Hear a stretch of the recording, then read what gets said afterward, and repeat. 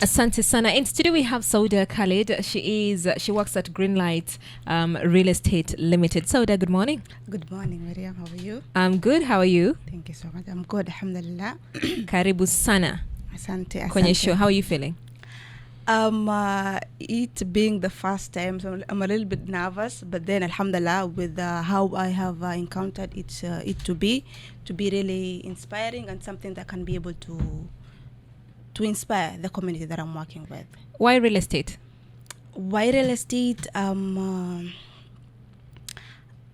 While growing up, I've always had the niche that I'm going to make an impact in the community. So that was something that kept me going. Like, I need to make something. I need to make someone's life better. So that's something that has pushed me to the extent that real estate has given me that purpose. Why is it a purpose? You know, in housing as a shelter is a basic human need, so everyone is entitled to live in a purpose. So that's something I'm like, okay, at this specific time, like, everyone has to live. So the basic need of a shelter is, if me creating that impact is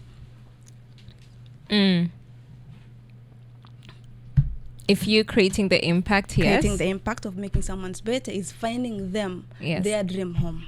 That is by purchasing their first houses, by purchasing what makes them motivated to go back home and stay into that place, and also the dream that, I made that possible due to, like, okay, Sauda was the reason that has achieved or has helped me to attain that specific goal, and that's something that has always driven me to join real estate.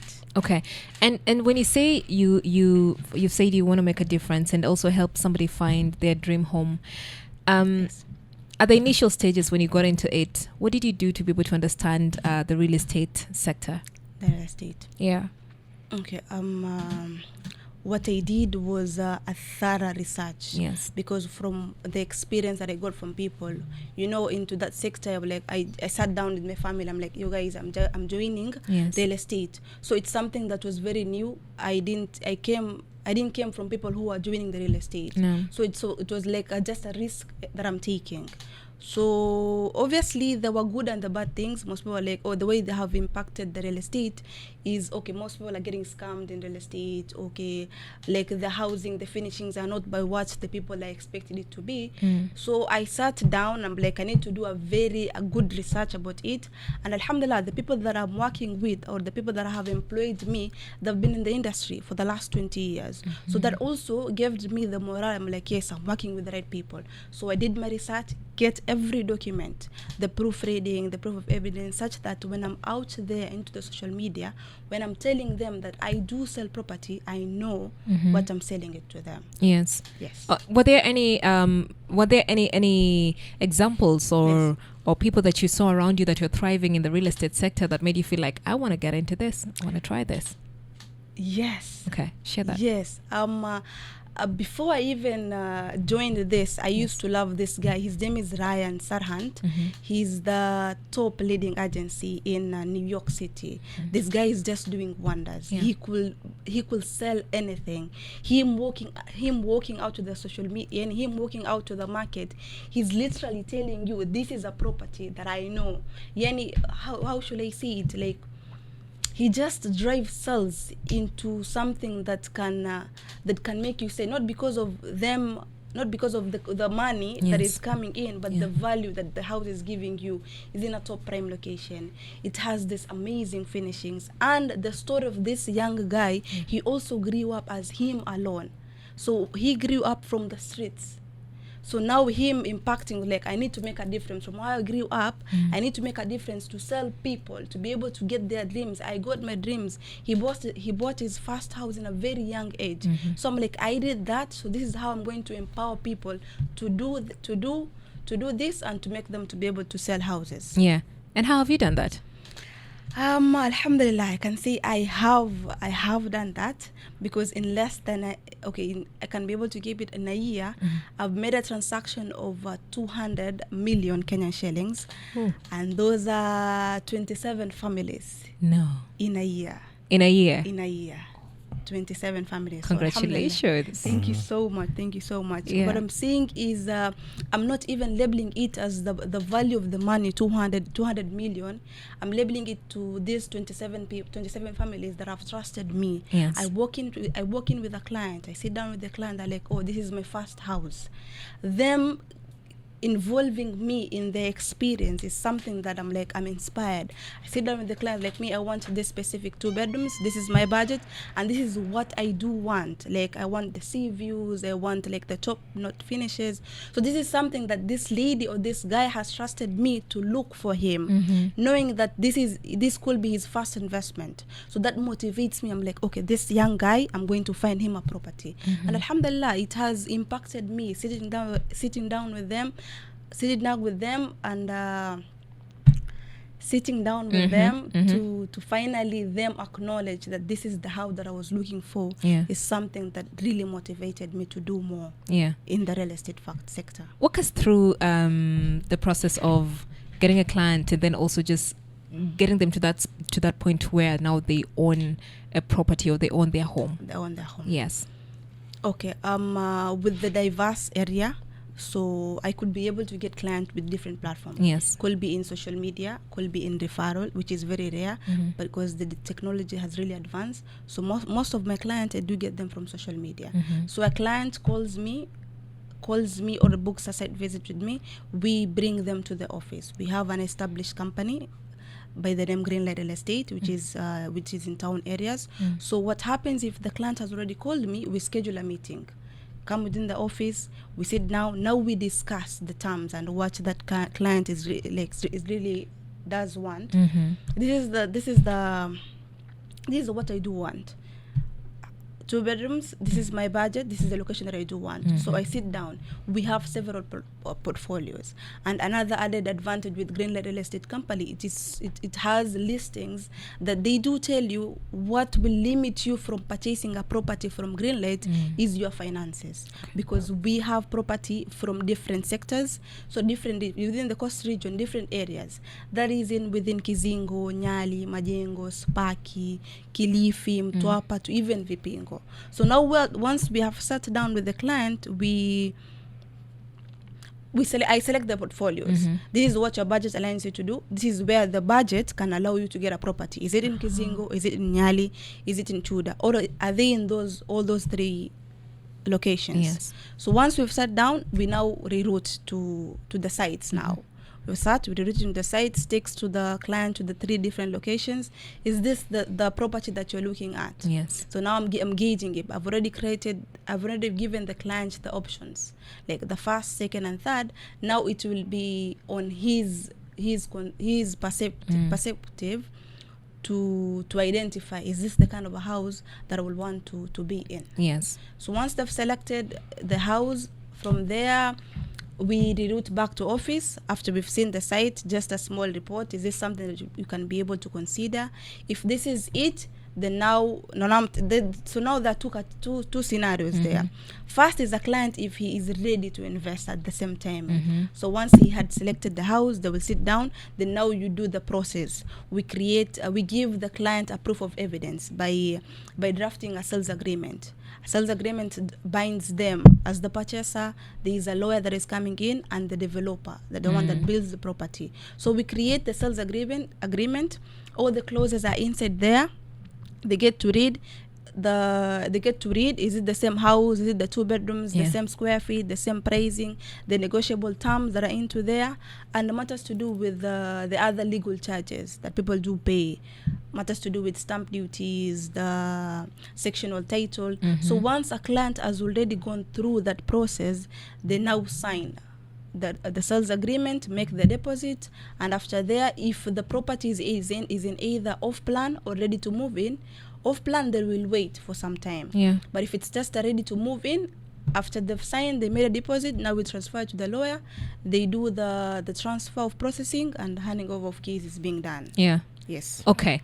That whole process, have you you've mentioned off plan, and I think you'll have to break that down for and say what does it mean when you're talking about off plan. But have you had instances where when a client comes to you and says, and you feel like, are you going to close the deal, and they back down? Okay. Yeah. Yes.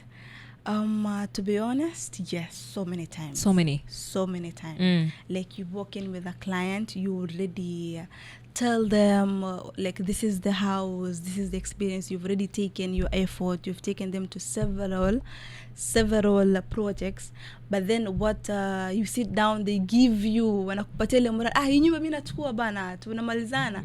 So at least that's something like, okay, when I go back to the office, I know that this specific client is definitely going to buy this house. Yes. But then in such scenarios, you'll see them, they'll just go, later on they'll stay silent for a while, but if you do a follow-up, they'll tell you, I need time to do this, I need, like, my finances didn't come through. So that's a scenario that I'm dealing with on a daily basis. Okay. Yes.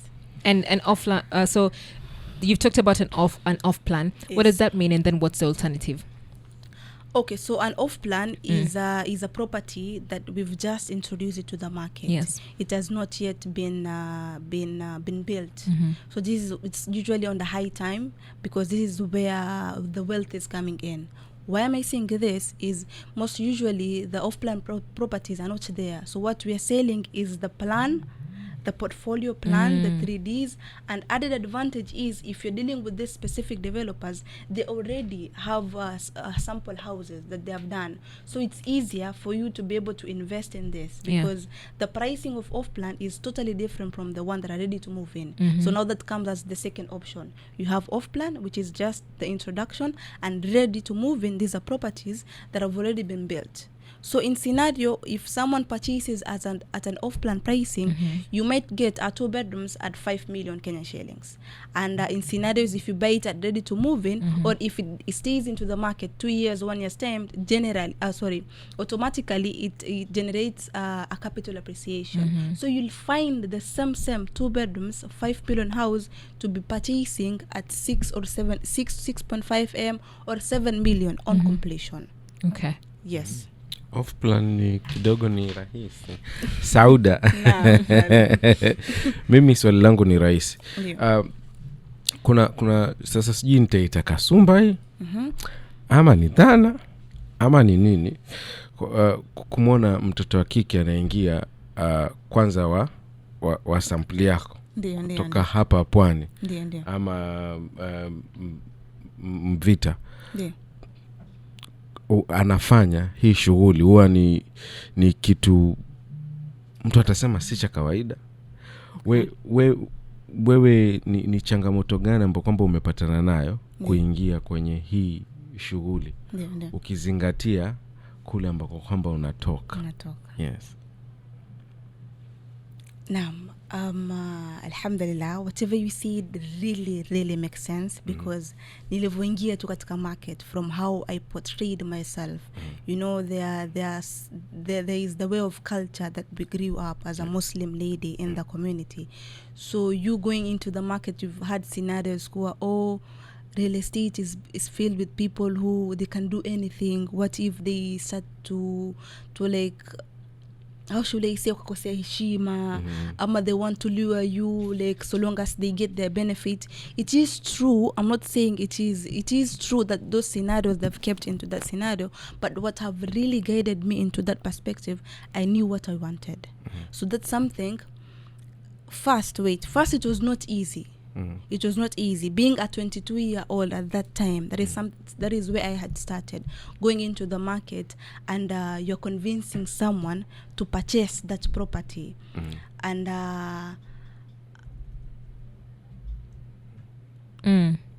wait,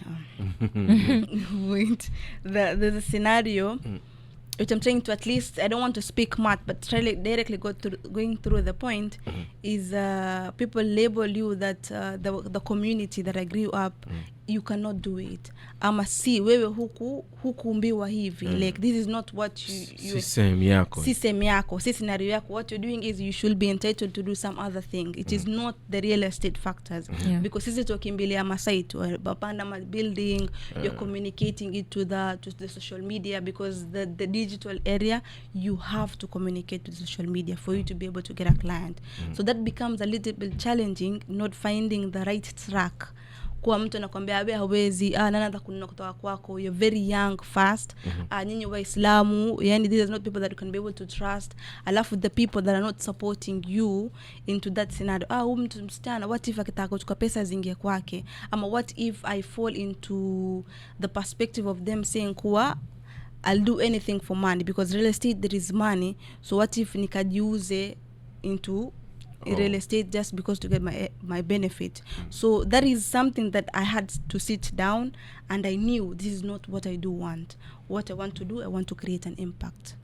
The impact of me being self-driven, so hardworking, alhamdulillah, and the company also provided the opportunities, the training, the session that I had to go, the exhibitions that I've also been going to. So that's something that that have helped me to grow in the sector. To grow into the sector. Yeah. Yes. Okay, I like that. And we right now we are in the digital era. How would you say technology has revolutionized real estate, or even just made things better? Yes, the digital area, first and foremost, we have transferred from the billboards. Used to be the first marketing strategy that people used to do. So now we've transferred the billboards into social media.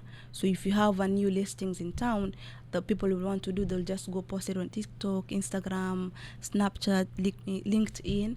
That is the first scenario. Second thing matters to do with the office meeting. Yeah. For you to be able to like schedule a meeting, sit down in an office to discuss the terms, the digital era has changed that. Yeah. Now we have WhatsApp call, we have Zoom, we have Skype. We can just sit down on a phone call. I'm on that meetings. We discuss terms. What else? Another thing could be the tours. You know, if you have a listing in the specific area, people will want to go and see, they want to see what am I buying. Yes. So they've created the diverse technology have transferred that now to virtual tours. Instead of you going to direct to the site, the virtual tours you can be able to do as. Yes. Okay. And are you seeing, for somebody who's now in the real estate space, are we seeing young people get more into it? Is it happening?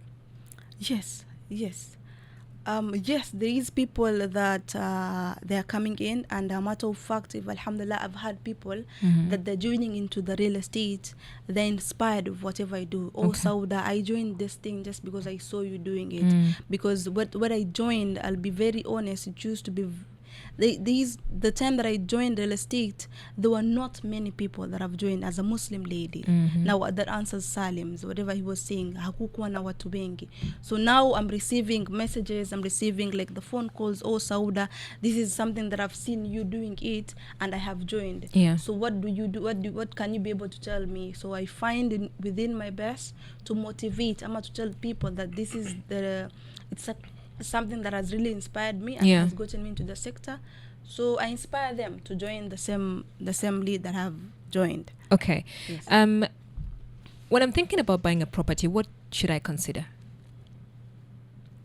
You're thinking to buy a property, what should you consider? To what criteria now? Like as a... is it as a property owner? Okay. If I'm thinking to just maybe rent it. Okay. Now, nice. So if first I will want to know if you either will want to stick with an investment purposes, that is by renting, the letting service thing, or as a homeowner, as you being purchasing it. So coming from the coastal region, this is like the market. People, everyone speaks about Mombasa. Everyone, and Mombasa people, it's like more of a vacation city life. You can be able to get both. You can work and you can also be able to enjoy the island. Yes. Yes. So you're saying. So for somebody, and I think when from somebody who's just thinking out of the blues, right? I know very little about real estate. Okay. But I'm thinking, okay, fine, I want to buy property and I want to rent to be able to generate income, right? What are the things that I should consider? Okay. Yes. Nice.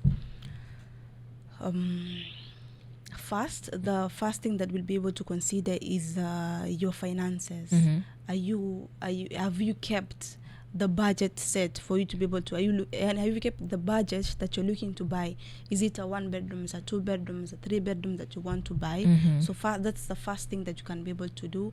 The second thing is knowing where you want to buy. It's Mombasa, yes, but where in Mombasa?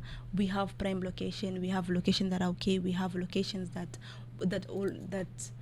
you believe that this is the location that I want to stay in. Yes. So that's something that you can be able to consider. The finances, the location, and the finances are the one that can be able to pay, the location that you'll want to stay in, and the kind of finishings that calls you at home. Even if I'm working from 8 to 5 or I'm working outside, what will motivate me to go back to my own house? Yes. So that's something that you can be able to consider. Which segments are growing fastest in the digital era? Do you think it's residential, commercial, or gated communities? The one that move fast is the residentials. People want to buy house for their own. People want to buy it as investment purposes. They want to do Airbnb, they want to do renting. So most are the residentials. And then following with the community, the well-gated community, because people will want to buy, if it's either villas that are coming in, because every pricing, if you're purchasing an apartment, it's a different pricing, and if you're also purchasing a villa, that's another pricing as well. So there's something you can be able to consider. Yes. Okay.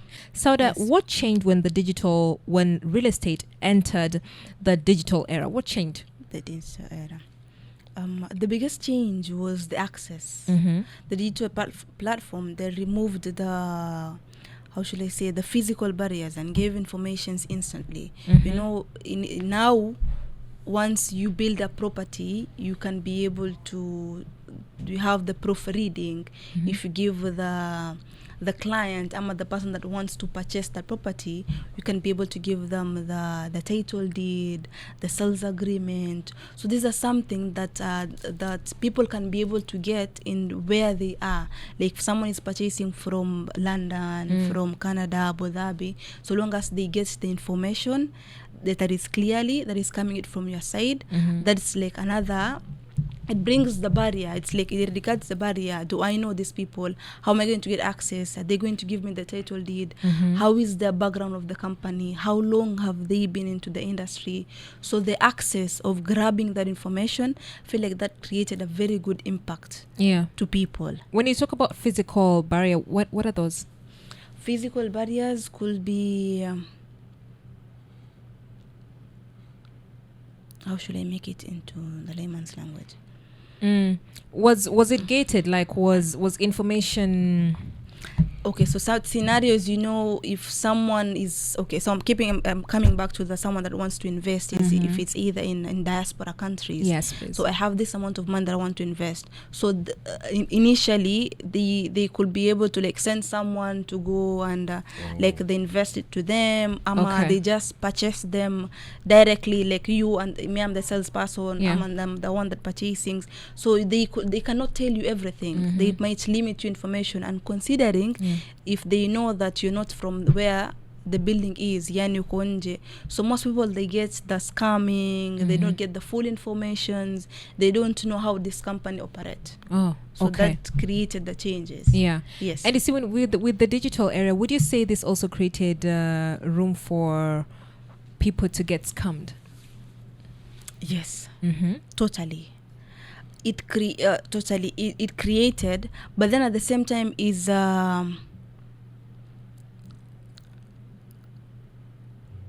being consistent. Feel like when you're being consistent is I focus on education, transparency and alignment.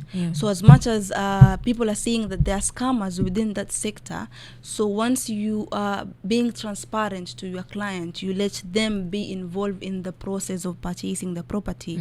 You give them the proof of evidence document. This is the sales agreement. This is the property you want to buy. This is the office that we have within the town area. These are the finished projects that we have done within the coastal region. Yes. So that's something that creates them, okay, I'm invested, I want to purchase this property. Yeah. I want to buy from this kind of people because they've given me the transparency and they've already motivated me into purchasing that property. How can a buyer protect themselves, especially online? Online. Yeah. A buyer is identifying where you're buying from, the developer, and make sure you do your due diligence. That is going to the land, that is going to give it to the land registry to do the survey, you proofread it. Are they going to give you the sectional title? Do they have a title deed? Do they have approval from the from the county to be able to build that specific properties? Yeah. And another lastly thing will be a sales agreement. If that will be able to bind them to, that protects them from purchasing. Okay. Mimi swali langu ni rahisi. No. Niko diaspora, Yeah. wherever I am. Yeah. Nitajuaje kwamba wewe Sauda Yeah. ni mkweli? Sitadanganyika. Ukiachana na hiyo story ya kwamba nitatuma documents, utanitumia documents na nini. How sure will I be kwamba wewe si magaidi? Wewe si mkora, in short. Yes, that company yenye na deal nayo. Ndio. Yes. Apart from kutuma hizo The documents and hizo all documents that. and all that. Okay. Maintaining the trust of the client. That's the first thing. So how do I maintain the client? Kwa nini mimi si mkora? Is I'm going to take you into that process with me. Ni like the first and second thing that will be able to sell that thing is zile project zetu ambazo sisi tushazijenga tayari. So you know this was delivered. You know, seeing something about has already turned into an action. Like this is not only one but several projects within the coast region. So that's the first like lineup. That this is a property to introduce this year and to introduce.